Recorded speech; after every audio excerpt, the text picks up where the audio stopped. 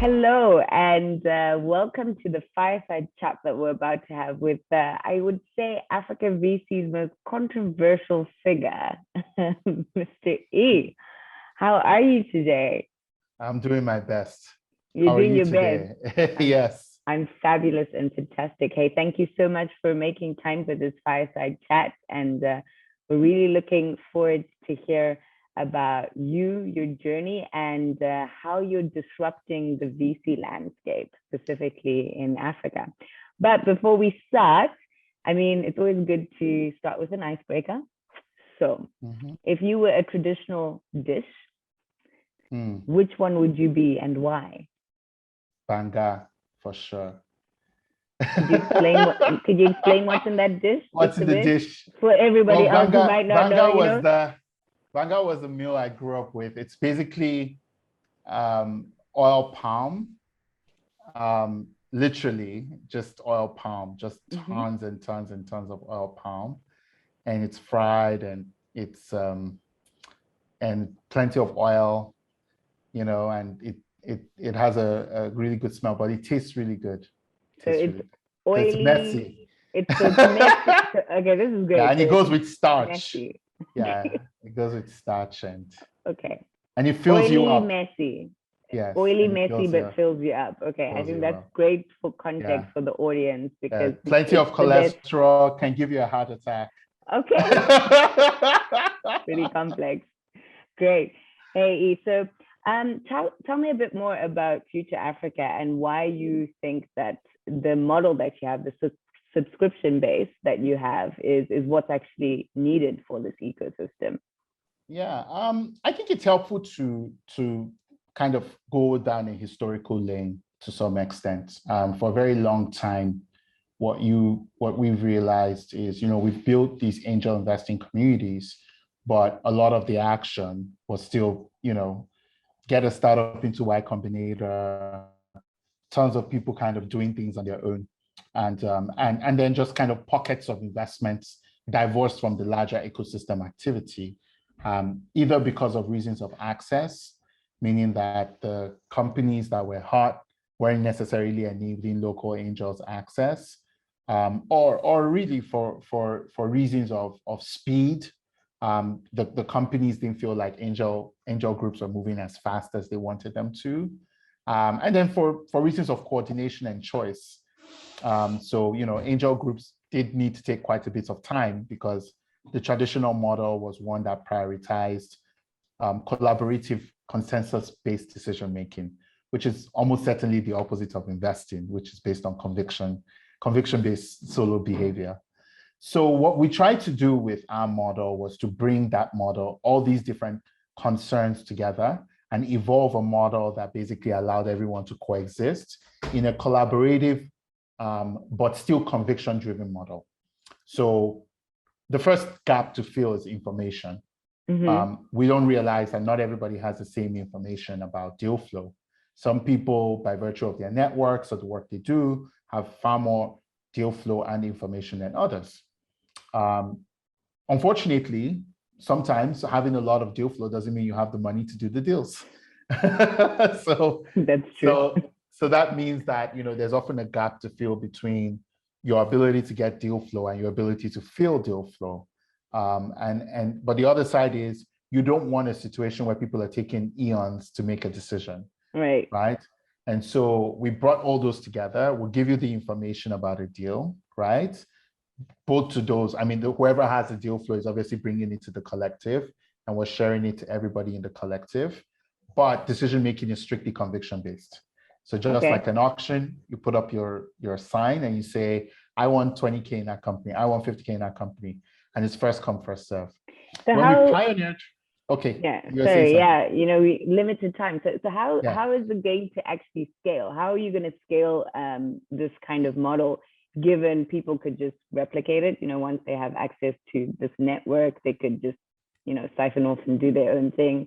So how do you see it scaling? Do you think you're going to inherently become the same thing that you don't want to be, which is this institutionalized big fund that moves like a dinosaur and is just like the old guard that you're fighting against? we'll try our best not to. We'll try our best not to. I actively fire myself from roles to specifically disrupt things within the firm so we don't end up that way. But I think the way it scales really is that the honest truth is there's far more opportunities and far more appetite for risk than we can realize. And it's hard to replicate the platform economics in the sense that the company is only going to take money because specific people are in the deal. And kind of everybody else who's in the deal is helpful, but not, it doesn't really matter. So for that reason and that reason alone, we're always going to be able to strike a deal with the company. We're always going to be the SPV they want to accept. But the way I see this scaling is that the size of these SPVs go bigger and bigger as we start to build more interesting structures that provide more access to people and enable people to invest at later stages where the investments are safer and growth is almost certainly assured. Maybe they're not taking as much early stage risk as they normally would, right? But the way I see this scaling is quite literally, we've got 1 million people on a platform investing $10,000 a year in maybe 5 deals a year. That's 10 billion. There's a lot of companies you can fund with 10 billion, and that's how I see the scaling. I mean, you can fund a whole country. We're trying to fund a whole continent with 10 billion. I don't know if a country is enough. Yeah, so I mean, what would be an interesting question here is what do you think makes you a good investor? You can have fantastic entrepreneurs. You were, founders for Andela, Flutterwave, but how have you transitioned into the investor role? Because those do take different skill sets and different perspectives. And do you ever think your biases fall? Because we're on the same group chat. Sometimes you've got a heavy founder's bias and maybe not enough of an investor's bias. So the perspective is different, So talk me through that. Yeah, I mean, the way I look at it is, if you look at the investor landscape, it's still primarily a lot of people who come from a financial services background, right? So for them, it's still primarily a financial services product. I give you the money, you give me back my money, I give it back to the investors, I take a cut. But I think what we've brought to the table as investors is not just an operator's mindset, but a mission mindset to the game of investing. We're investing to do something. We're not just investing because it makes us money. We're investing because we're trying to change the continent. So talk to me a bit about this change the continent story. So give me more flavor. Give me more palm oil to this. Palm oil, What does it mean? So for us, it's really simple, right? When you talk about changing the continent, what we realize technology and innovation has the ability to do is take a very, very hard problem and turn it into an opportunity. So with Andela, very difficult problem of youth unemployment and poor education at the tertiary level, turn into an opportunity to build global skills platform where Africans can work for companies all over the world.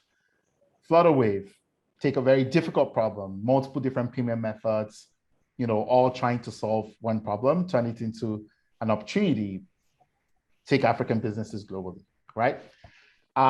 And it's the same thing we see over and over again with the biggest, most valuable companies. But the caveat is you got to be able to invest very early in founders who are solving hard problems in large markets if you want to make any money.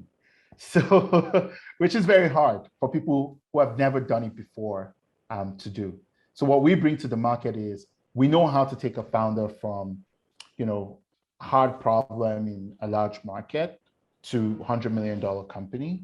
And we're focused ourselves on supporting only those founders who we think are taking difficult problems and turning them into global business opportunities. So that also leads to quite an interesting discussion, which I'm pretty sure you're aware I was going to bring up, which is the local versus foreign founder, because you clearly have a perspective on that. And so in the narrative of, advancing the continent and the Africans, and you definitely want us to save ourselves, and amen, yes, we must save ourselves, but there's a system and a structure. What is your perspective? Because you have, invested in, I would say, non-African founders or people who have gotten their credentials after a couple of years in the continent. And so how does that speak to the bigger journey, the bigger picture for future Africa, right? Yeah, I mean, I think the way we look at it is, one, does the founder have a heart, a focus, a mission mindset, a focus on Africa, right? Do they want to do their life's work in Africa? That's always the first question. And it doesn't matter. Do they have to be married to an African? Then we know that they want to do a life's work. Some people are married to Africans and don't want to do their life work in Africa. Fair point. So I think it's not really by marriage. I think part of it is really just where have you spent the majority of your time, and how has that influenced the way you think about what the work you're about to do. I think you should ask them to hand in the passport, exchange from that red one to the green one. That would be great. The one thing I want to say to government is there is a big business in selling African passports that they should lean into. That said, let's come back to the topic. Let's talk back to the topic. I think we've met founders who may be foreigners but are deeply invested in the continent. We've also met founders who may be local but are not deeply invested in the continent. So I think what we've learned to do is to let people's work speak for them. And when we see the company, the business, the product, the organization, we can easily tell who really cares about making impact here on the continent and who doesn't care about making impact here on the continent.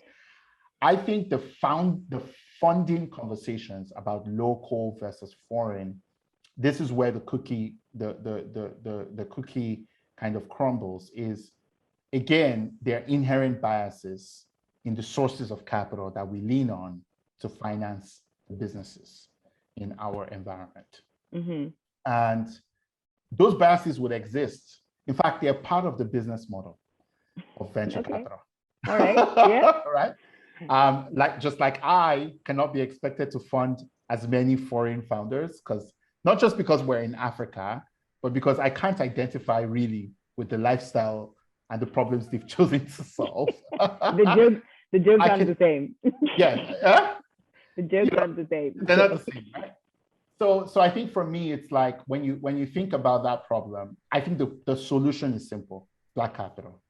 Bring Black capital to the table, and Black capital will solve Black problems that we care about. The guy who just left my office on a public holiday in Nigeria, he's trying to fix cars. He's building a marketplace for cars. I don't think any foreign VC firm cares until he becomes a $100 million company, and everybody's calling my phone trying to get an allocation. And I've seen this again and again and again. So it's just one of those things where the more capital gets into Black people's hands early, so they can kind of focus on the problems they know are real, as opposed to another fancy app for delivering food, the sooner. But then surely isn't this the cycle that's there, which is, if you do then invest in the Black capital, the potential Black capital, then it can be the engine that invests in other Black capital. That's exactly how it works. Exactly. That's the flywheel. The flywheel is we take our capital, we invest it in people who are solving problems we care about. And when they solve those problems and get to scale, they're going to take their money and invest in other people solving problems they care about. And then we keep the loop relevant. Okay. Well, we don't have much time, seeing it's a fireside chat. So I want you to leave this very profound conversation with a very profound remark for the investor community. So if there is one thing you'd want them to urgently deal with right now in the VC space of investors, what would that be?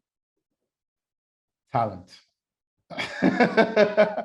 All of us have to become more sensitive to opening the doors across board, both within our organizations and across our portfolio companies, to raising the kind of talent that can help us scale.